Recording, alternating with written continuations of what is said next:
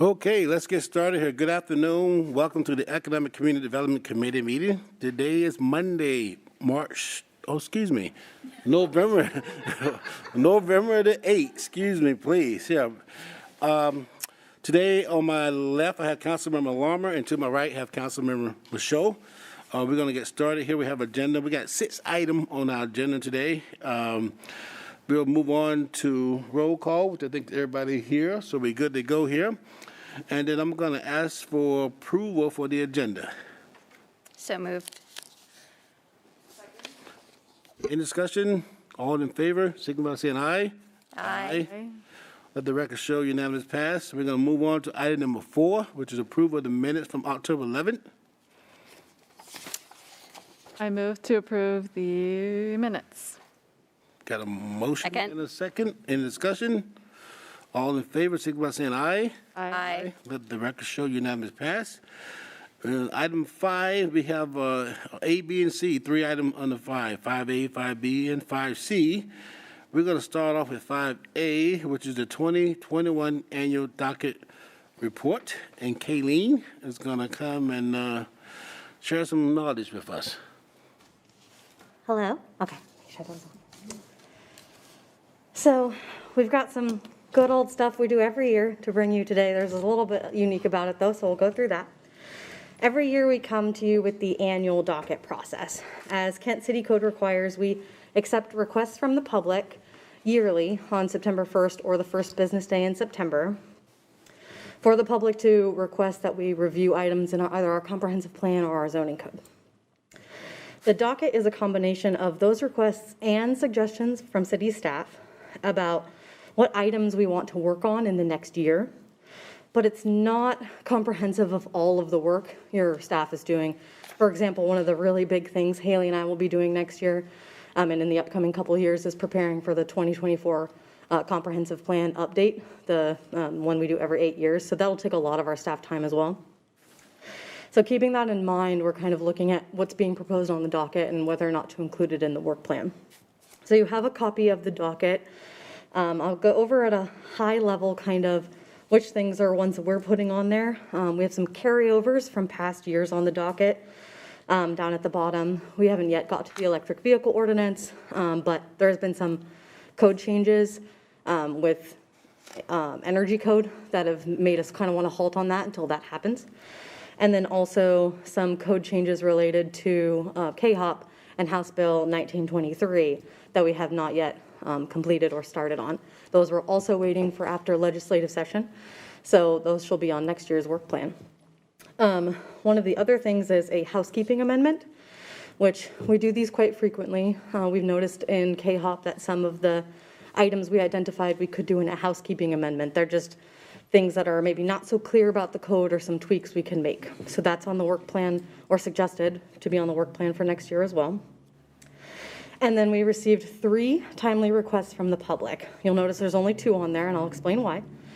The first one we realized could be done using the existing Kent City Code, and the applicant wouldn't need to go through a comprehensive plan amendment request. So current planning staff is currently working with that applicant. They're satisfied, and they've withdrawn their request for a CPA. So you see 2 on there, one of which will look familiar to you, and one that is new. The new is a we'll refer to as the delay request. It's for 2 parcels right adjacent to the Sonic development. We're suggesting that we do take that in and review that as city staff. We'll make a recommendation to you on that next year. And then the other, which you're familiar with, is Oak Point. They submitted a request for us to review their a similar amendment to what they did last year. Due to the fact that we didn't act on that request last year, there still has been a lot of work behind the scenes trying to work out with Auburn what's going on with the annexation there. At the time of this meeting today, we do not have an answer for that, but we are required to review our docket in November and bring it to you in City Council in December by our code.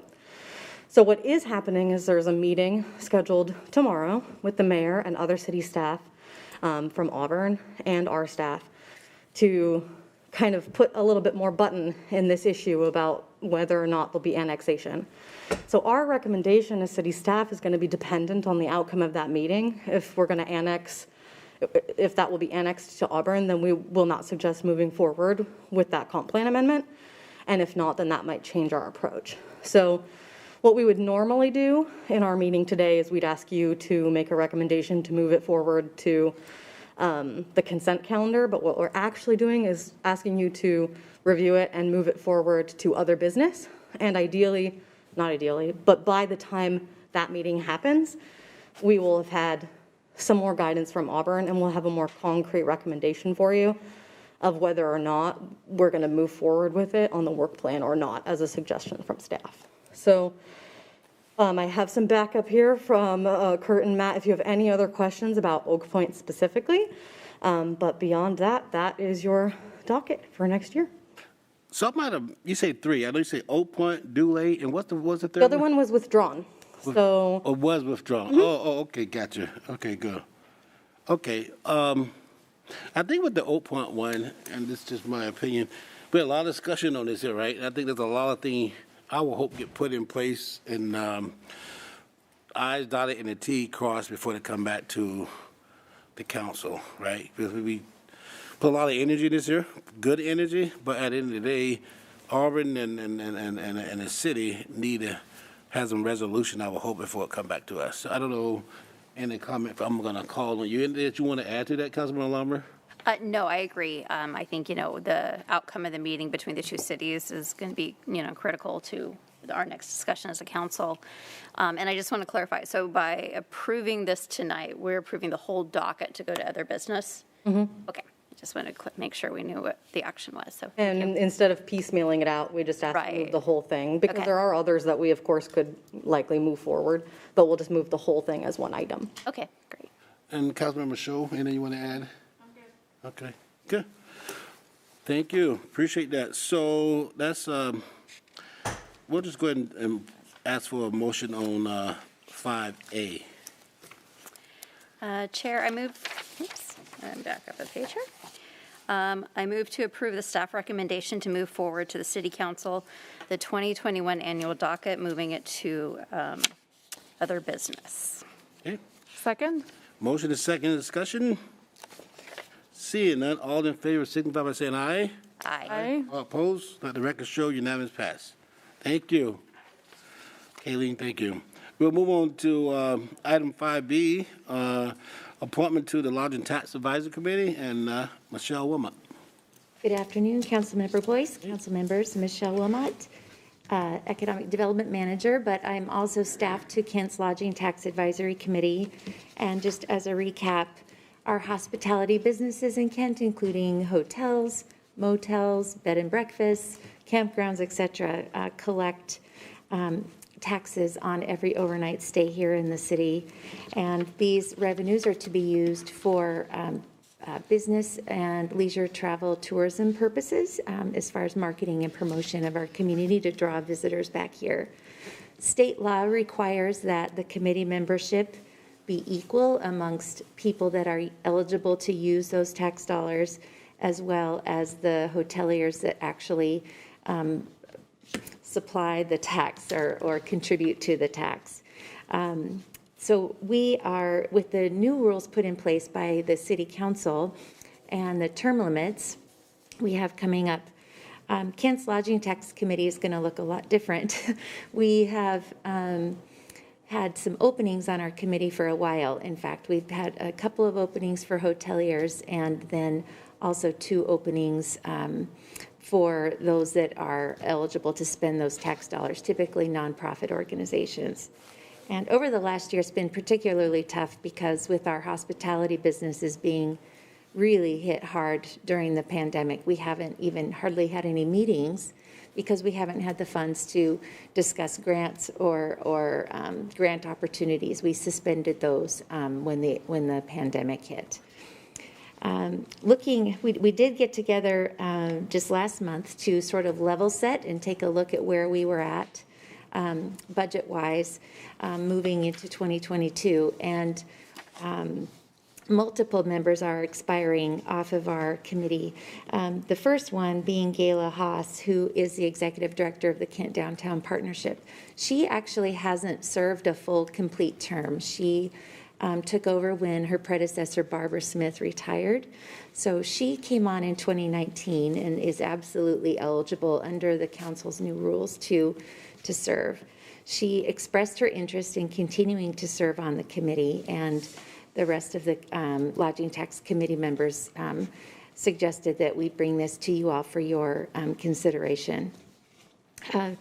With the recruitment rules in place, we have been, on an ongoing basis, promoting the vacancies we've had on our website, in addition to making some just calls to hoteliers in the community. And right before the pandemic, we had a hotelier that came on that the council approved, and then the person got another job right away. It's just a really tough one for us on this front. So we will start again in earnest now that it's looking like we're going to have some backfill potentially for our lodging tax revenues, and restart with our grant making process in March. With that, I'd like to ask you all to consider Gala Haas for appointment to the Lodging Tax Advisory Committee. Her term expires actually December 31st of this year, and that is the first of several expirations that are going to be coming through on the committee. In fact, everybody will expire off of the committee sometime in 2022. So we are going to have a pretty aggressive recruitment effort to keep this committee well represented in the community. Did a good job explaining that. Okay, good. Very familiar with that. And I would add also, from his lodging tax, we currently have 2 spots open for hotelers, right? And we have not been able to fill those the last 2 years. We do have 2 that is on. They're doing a really good job. They want to stay. So I think one may be expiring in January, I think, and the other one is later on in 2022. So, and we have been doing advertisement, right? So I know Michelle and team been knocking on doors trying to get hotelers to come. So, but I think part of our guideline, right, if, no one come about, then they'll stick their hand in their hat, and we still have 2 open spots. So I think there's a good chance that the current hotelers who's doing a good job and want to be could possibly have opportunity to stay. So anyway, good job, Michelle, as always. Any question, Molly? No. I was just going to, add the same thing that, we knew that we would have groups like this where it'd be a little bit more challenging because of the requirements of membership. And so, that's why we wrote it that way. Okay. So that those can continue if we get no other applicants. Okay, well, thank you. You going to do the motion, please? I move to appoint Gala Haas to the Lodging Tax Advisory Committee for a 3-year term starting on January 1st, 2022 and ending December 31st, 2024. Second. Motion and a second. Any discussion? Seeing none, all in favor signify by saying aye. Aye. All opposed, let the record show 3-0. Thank you, Michelle. Yes, thank Appreciate you it. very much. Okay, we'll move on to our next item, 5C. Erin George going to give us some information only on the rental housing inspection program. Erin. Good evening, committee members. I believe I have a PowerPoint. Rhonda, do you have that? Okay, I need a clicker. Thank you. So I don't get to see you all very often. If you remember me, I am Erin George, the current planning manager for the city. So I do a couple things. I oversee a group of planners that review permits. I also oversee the rental housing inspection program, which I'm here to speak to you about tonight.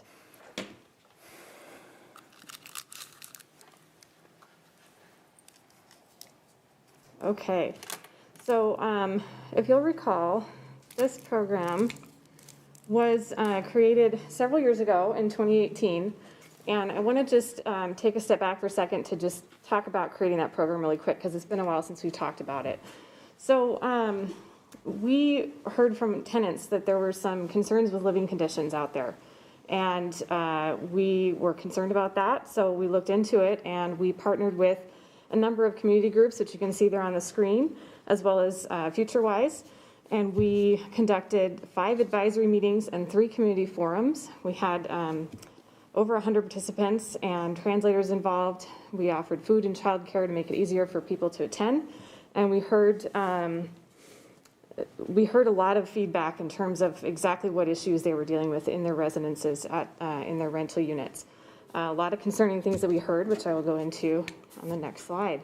So just kind of a sampling. This is not everything, but we heard about broken appliances, poor ventilation, leaks, mold, pests, distrust of landlords, inadequate fire systems, insecure doors and windows, landlords that were ignoring or were slow to respond to repairs. So of course, all concerning things to hear about.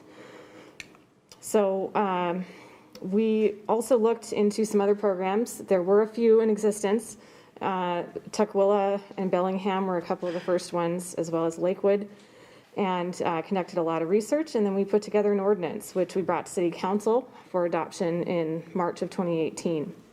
As part of adopting that, the next step then was to actually implement it. So we had to create a position called the RHIP coordinator, and we wanted to make this program lean. So we initially started with one position, and we funded that position by creating a new business license fee. It was $13 per unit that went on top of the pretty low business license fee that multifamily landlords were already paying. And we hired the program coordinator, which at that time was Katie Whaley, which I'm sure you've met before. She's come to you guys at workshop in the past years. So just a reminder, the purpose of this program as we created it was to protect the health and safety of tenants first and foremost, but also to prevent deterioration of our housing stock. So once Katie came online, we did some more outreach. We wanted to raise awareness about the program. That awareness is really key in education, especially among tenants and particularly refugees and immigrants and non-English speaking folks, to avoid fear and to build trust in our government. So we conducted a couple of tenant workshops. We also worked with the Refugee and Immigrant Youth Advisory Council, King County Refugee Housing Task Force, and we presented at the Affordable Housing Week panel. So quite a bit of outreach. That was back in 2019 and 2020. So a reminder of how the program works. Being a new program and being a large city with only one person, we wanted to make this manageable to roll out. And we also wanted to roll it out gradually. So we divided the city into 3 sectors. So as you can see on the map there, Northeast Hill was the first sector in 2019. That was going to be the first area of the city that we targeted, and we were trying to deliberately target the area with the least number of properties and the properties that we perceived to be in the best condition. We didn't want to start out the gate with really difficult issues right off the bat. In 2020 was West Hill and West Valley. Slightly more properties, but not too many more, but some important issues we were expecting to encounter there that we didn't want to make wait till the last year. And last was Southeast Hill in 2021. So this program and the requirements apply to all rental housing properties with 2 or more units. And that includes apartments, townhomes, fourplexes, triplexes, and duplexes. And we require inspection of 20% of each property's units every 3 years, the way that this cycle works. We're not allowed by state law to inspect more than 20%. So we're kind of maxing that out. And then of course, after that 3-year cycle, we'll circle back to the sector again and do another 20%. Those units are randomly selected by the city. That way we know that landlords are not just presenting their best units. And the city created an inspector list. So that was the other innovative thing about the way we built this program, is that we wanted to, again, keep the cost down. And so hiring a whole crew of inspectors right off the bat was not very practical. So we created a list of private inspectors that were qualified to conduct inspections for health and safety. And we do an annual training with those inspectors just to keep them up to date. We also created a city inspection checklist. And this inspection checklist is based on, of course, health and safety codes. But the important thing to know is that we're not intending to bring all properties up to code compliance, because that would be financially impossible. So we're just focusing on the most important health and safety issues and kind of deterioration type of issues. And lastly, we tied this program to the business license. So this is kind of our hammer. So if people don't comply, we can prevent them from obtaining their business license. So if they don't have a license, they're then in violation of the business license code. And this is how we make sure that they keep in compliance. So I want to talk through some common deficiencies that we saw out there. So in our first 3 years, we're seeing a lot of smoke detector issues, either missing smoke detectors or broken ones that don't function properly. We're seeing missing or broken fire extinguishers in common areas. This picture made me laugh because there should be a fire extinguisher there. It's actually like a detergent bottle. And the inspector helpfully drew in what should be there. We also see plumbing issues, such as the leak that you're seeing there in the picture on the left, the leak under the sink. Water heater issues, water heaters are improperly installed, electrical issues, egress issues. That egress means the ability to exit a unit safely during a fire, for example. So that usually involves windows. Also, decks and handrails that are missing or not properly built, and then leaks or water damage. So this is probably the part you've all been looking forward to, some photo examples. These are actual photos of actual units inspected in Kent. So you're seeing here in the upper left a damaged bathroom wall, a cracked sink, and some broken and missing tile and mold in a bathroom there. So some pretty serious stuff. It's not really that difficult to fix, but we had some people living in some pretty crummy conditions. More photos. I got a couple slides here. Ceiling leak is what you're seeing in the top there. Doorway gap in the bottom left. What was that what's above the door there? Yep, that is the door, the front door. Yeah. Okay. The bottom right is a breaker panel, and there are some painted over switches, and they're missing the main power shutoff. Upper left here, you're seeing a missing bathroom fan. That's the bathroom fans are important to prevent mold. Upper right, you're seeing a fire damaged light fixture, and the bottom, you're seeing a very disgusting broken heater. On bottom left, you're seeing a broken exit sign that's hanging from the ceiling there, just about ready to fall on somebody's head, and obviously not providing a safe exit route if it's not working. In the middle, we have deteriorating joist hangers beneath the deck, and on the right, we have an improperly supported deck post. Wow. And lastly, on this slide is an example of things that are not necessarily always the landlord's responsibility. Sometimes we're seeing things that are education issues with tenants. So the bottom left is an example of a fire hazard. That's what they were called out for. Accumulation or storage on stoves is a legitimate cause of fire. In the middle is an egress issue. It's just an education thing. I think a lot of us don't even know that if you have your bed blocking your bedroom window, it means you can't get out in the event of a fire. On the bottom right is an example of garbage and food that can attract pests. So here's our results so far. So just some kind of explanation of the categories here. So properties inspected means that they had at least their first inspection. So everybody starts with their first inspection. The inspector identifies the issues. They send us the results, we review them, and then we tell the landlord, okay, you need to now work on repairing those issues that were identified and obtain permits for issues that require them for those repairs, and then have the inspector come out and re-inspect when everything has been repaired and submit the re-inspection to us before we call it compliant and then allow them to renew their business license. So our first year of the program, 2019, you can see that all properties in that sector have been inspected. So that first or that second column there, 100% of the properties, 64 out of 64 were inspected, 702 units. But the last column, percent of properties compliant, that means that we're still working with 5 properties that have lingering repairs to finish. So folks that are dealing with financial challenges or maybe some permitting delays, usually initiated by themselves because they don't, maybe they don't reply when they're supposed to respond to a permit that gets put on hold, something like that, that can slow them down. So we're working with those remaining couple of folks.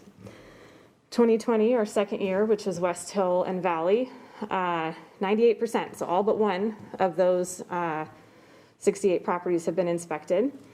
So that's 1,002 units in that unit or in that sector. Of all of those, 81% are compliant. So we're still working with 13 remaining properties that are working through the repairs. So as you might imagine, COVID happened in 2020. So I'll get into that in the next slide when I talk about challenges and kind of what slowed us down a little bit. And then 2021 is Southeast Hill. And just under half of those properties have been inspected, 66 out of 149. And it's important to note when you compare to the other two sectors, 66 properties, that's, you know, half, not even half the properties. But if you compare it to 2020 and 2019, the Southeast Hill sector is twice as large. So we're realizing that we really should have split that sector into 2 additional sectors. So we're working with folks in that area of the city. 12% of properties are compliant, which sounds really low, but again, that's, you know, 66 properties, 697 units. It's comparable to what we got through in the prior sectors. We just have a lot of properties to get through. And of course, landlords are dealing with challenges, which I'll talk about in a minute. So the grand total, we've inspected 2,401 units so far, 197 properties so far. So that means 70% of all properties have been inspected, and just over half are compliant. So again, as I just went through, main reason for that is Southeast Hill that we're still working through. So I'm sure you guys will have questions on the data, but we can come back to the slide in a minute. I just want to get through the challenges and lessons learned here next. So reaching landlords and property managers, that was more difficult than you might imagine. You know, we didn't have a database. We had to create one from scratch. So we had to do a lot of property and land research, start with property owners, taxpayers, and in some cases they didn't respond. So we did multiple, you know, methods of communication. At one point we even went door to door for the ones that we were not hearing from. We had to get a little creative in a few instances. We had one recently, a couple weeks ago, that was not responding, and we finally found another address for this owner that was actually in Japan. And we sent a letter to Japan, and it worked. And they got back to us, and it turns out they were a subsidiary of a larger apartment complex, and we had no idea. And so the larger apartment complex had already complied with our HIP, so we were able to check them off the list, so that was very satisfying. And then, of course, COVID. So 2020, we were just getting ready to send out our letter for the year, telling the West Hill and West Valley folks about our HIP and what the responsibility was. In fact, I think we had already sent a letter when COVID really hit and the stay-home order. And of course, we got flooded with concerns from our inspectors, from the landlords, and from tenants. So even though this is a health and safety inspection and our read of the governor's order was that we could have proceeded, we decided to take a break, let everybody kind of wait and see how everything played out. And we wanted to listen and be respectful to everyone's concerns. So we did that, and we decided to wait for a certain phase in the reopening plan for the governor. And of course, that kept getting pushed out for, I think it was phase 3 we were trying to wait for. September came around. We just decided, you know what, COVID's not going away anytime soon. And we decided that we needed to pick the program up again because we knew there were health and safety issues out there that we just couldn't ignore, and we didn't want to delay it too long. But some cities did delay their programs. For some have not even picked them up again yet. I heard the other day that Section 8 inspections they're not doing any unit inspections. So everybody's taken a real different approach to this. But we decided because we were new and we had all these issues out there that were kind of undiscovered yet, we had to keep it moving. So as you might imagine, that was about half the year that we lost for 2020. So those landlords, we got back in touch with them in September. Everybody started working with us again. It wasn't without its challenges. We had to create some new protocols, require inspectors to wear PPE. We selected alternate units so that if a tenant reported COVID symptoms or something like that, we could then move to a different alternative unit. So we put all that in place, and it worked, but it slowed us down. And then lastly, of course, the eviction moratorium affected landlords. So we had to be really understanding and patient with landlords, that they were in difficult financial situations in some cases. And so our policy became, just stay in touch with us. And if you're talking with us and making slow progress and continuing to move forward, we're going to keep granting you extensions. So we did that pretty much throughout 2021, and that's how we just got our numbers slowly creeping up, and now we're at 81% compliance for the 2020 year. So I'm pleased with what we've accomplished from that year. It just took us longer than expected. Same thing has affected 2021 inspection year because, you know, COVID's still here. The financial challenges got stretched out because that eviction moratorium kept getting extended. So we're continuing to work with property owners and landlords on inspections and extensions, just to try to be patient and understanding. And lastly, another challenge, impact of leave and turnover when you only have one staff member running a program. So Katie went on maternity leave, and she recently left us, which I'll talk about in a minute. But we were lucky to have somebody on staff, Tanya Kosin, who volunteered and was willing to help fill in. She was only able to do it half-time because she had another job, but we couldn't have got through that without her. Couple more challenges. Southeast Hill, I mentioned, that sector is just too big for 1 year. So we've decided to extend that inspection year into 2022. We have too many properties left to work with, so we just need to focus on getting those closed out and getting through that by the end of next year before we can start fresh then on returning back to Northeast Hill to start again with those properties. So I think moving forward, we'll probably consider dividing Southeast Hill into 2 sectors, so then we would have 4 quadrants of the city. Water heaters were an interesting issue that we encountered. So our code, the building code, plumbing code specifically, requires expansion tanks for new or replaced water heaters. I won't get into the details because it's very technical, but I'll just say that we discovered many landlords have replaced water heaters without permits over the years. I think a lot of people didn't know that a permit was required. And so initially we were requiring the expansion tanks because we were trying to follow the plumbing code and we wanted things to be properly installed and safely installed. But as we were rolling this out, we learned that requiring that was just financially burdensome. And so we listened to the landlords and their concerns, and we decided to change the policy about that. So just this fall, we contacted our landlords and let them know that while expansion tanks are still required under the code, if you go get a permit to replace a water heater, or if you install a new one, the RHIP will not be requiring them as part of our inspections.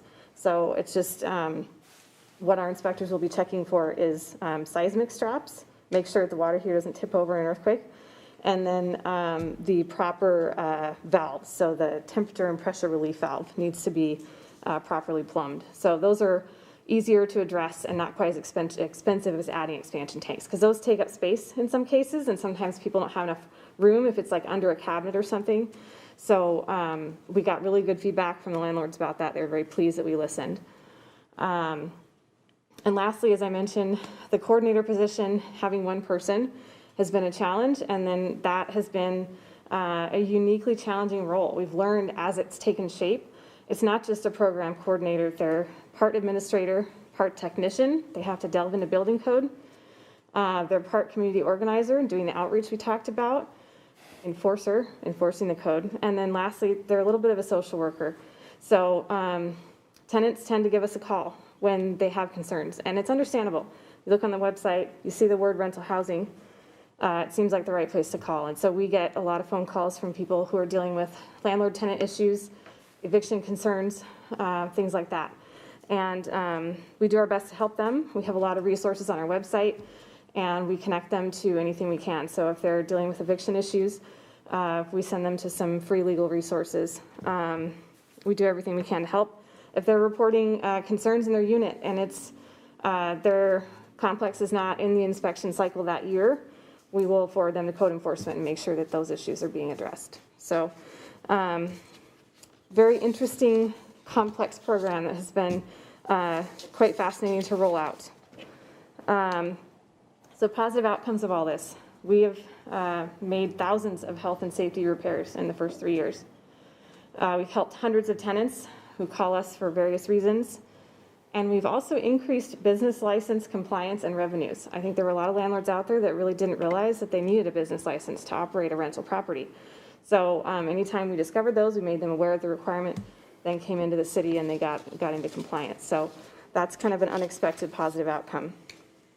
So moving forward, focusing this year on closing out West Hill and Valley from the 2020 inspection cycle. I think we're well prepared to do that by the end of this year. And then Southeast East Hill, talking about extending that into 2022, we're going to create some tiered deadlines to work with folks. We want to make sure we kind of ease them into it. So get your first inspection done by X date, get your permits in by X date, then get your repairs made by X date, to work with them to get them closer to compliance with the goal of end of 2022. We'll work with multimedia to send out additional mailers and postcards and things like that. And lastly, we have a new person that we're going to get on board. So this is very exciting. We've hired Maureen McCon, who was previously in our police department as our community education coordinator. You've probably met her, a few of you. So she's really excited to get started on December 1st in this role. So we need to onboard her and train her, of course. And one of the challenges that she'll be encountering alongside me is we're going to be transitioning software. So as you've heard, we're working on getting Amanda in place for our permit software. We're also going to use that for our HIP. So right now we're using something called the Compliance Engine, which is an online web portal that we've been using, and it's working, but we want to have everything in one place. So Amanda is going to do that. So we're going to have to work on getting that rolled out and get our inspectors trained on how to use the new software. So lots to look forward to, lots to do. So with that, I'm happy to answer any questions. I got a couple of questions. So you're going to get a new coordinator. Did the old coordinator go away, or? Yeah, sorry, I didn't elaborate. So Katie Whaley moved to Colorado with her family. So we're real bummed to lose her. She just did amazing things for the program. And to come in and create this program from scratch like she did was a real accomplishment. So we're really indebted to her for the work she did. And I think, this is a lot of work, because it's after the fact. We probably could use more than one coordinator. It'd be nice to know this before the budget process, but I think you definitely more than one if you really want to be affected on this here. And then, Erin, going forward, it'd be nice to see before and after. We've seen the picture before. I know you guys go back and inspect, right? It'll be nice to see the pictures kind of, before and after. And then my last question is just, and push back on this here, but we did this reason because people was complaining, and we have a lot of issues that we needed to be solved. Have you thought about doing a survey, going back and, we've been in existence now 2+ years, right? And maybe going back to getting a survey to say, hey, what's working, what's not working? Yeah, we did that with our inspectors and also landlords early on. I think it was after the first year of the program. I was thinking more of the tenant versus the landlord. Okay, yeah. I mean, I don't know if I'm... Yeah, I think a survey is a great idea. I think we'll probably do that in 2022 and that's another benefit of not going to the next sector yet, focusing on closing out what we're working on, is we can then gather some more feedback and fine tune everything. I'd be more concerned about the tenant because they weren't living in the place, right? So, but anyway, just something to think about. Thank you. Go to my right. Councilmember Show, any question, thought, concern? Yes, thank you, Chair. So great presentation, Erin. We can see that this was much needed. So is the goal that every 3 or 4 years, all the properties will be inspected? Yeah, so we're going to keep with that same cycle. So yeah, if we make it into 4 quadrants, then it'd be every 4 years.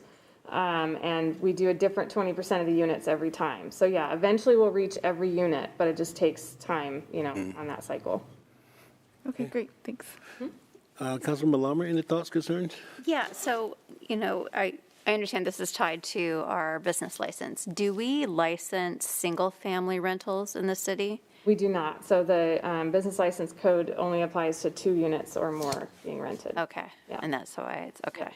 Because I know, in the last couple of years that the houses I've, had people contact me with issues have been single-family houses. And I know, we talked about it at the beginning, and it was, to try to add single-family units was just so overwhelming. It was such a big program to get off the ground. Has there been any more talk about, in the future, adding single-family residence in some way? I know it'd be difficult without that business license listing. Yeah, I think we would probably want to talk with finance about whether we want to expand the business licenses to include single rentals. I think that would probably be the necessary first step, because if we weren't tying it to business licenses, I think it would be challenging to roll out. I think it just, that enforcement piece is important.